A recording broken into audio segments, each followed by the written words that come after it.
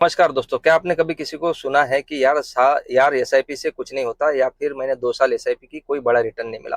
अगर आपके मन में भी ऐसे सवाल आते हैं तो आज का वीडियो आपके लिए बहुत महत्वपूर्ण है, क्योंकि आज हम बात करेंगे ईटी वेल्थ और क्रिसल इंटेलिजेंस की एसआईपी स्टडी 2026 के बारे में, जिसमें 120 इक्विटी म्यूचुअल फंड्स के 15 साल के डेटा का विश्लेषण किया गया है। और इस रिपोर्ट का निष्कर्ष साफ है, एसआईपी काम करती है, लेकिन केवल उनके लिए जो समय और अनुशासन के साथ बने रहते हैं। तो चलिए जानते हैं आखिर डेटा क्या करता है।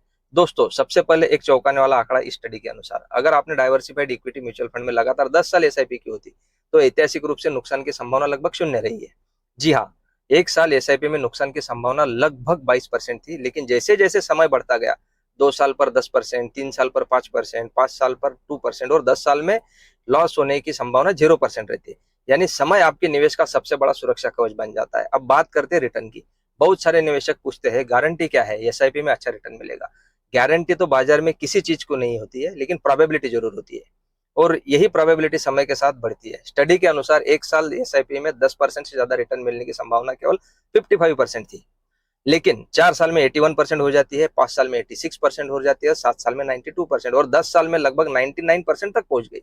यानी एसआईपी में सफलता का रहस्य सही पॉइंट चुनने से ज्यादा लंबे समय तक टिके रहने में छुपा है। अब एक वास्तविक उदाहरण देखते हैं। मार्च 2020 में पूरी दुनिया में डर का माहौल था, कोविड क्रैश में बाजार को हिला दिया था। बहुत सारे निवेशकों ने एसआईपी बंद कर दी, लेकिन जिन्होंने एसआईपी जारी रखी उन्हें सबसे बड़ा फायदा मिला। डेटा बताता है कि 7 से 9 साल पुराने एसआईपी निवेशकों को कोविड क्रैश के दौरान बहुत कम नुकसान हुआ, और उसकी रिकवरी भी सबसे तेज रही। यही कारण है कि अनुभवी निवेशक मार्केट क्रैश को खतरा नहीं बल्कि अवसर मानते हैं। दोस्तों, हर फंड का अपना रिस्क प्रोफाइल होता है। इस स्टडी के अनुसार मिड कैप फंड्स कम से कम 7 साल, लार्ज कैप फंड 8 साल, मल्टी कैप फंड 8 साल, स्मॉल कैप फंड 8 साल, ईएलएसएस फंड 8 साल, फ्लेक्सी कैप फंड 9 साल, फोकस फंड 9 साल।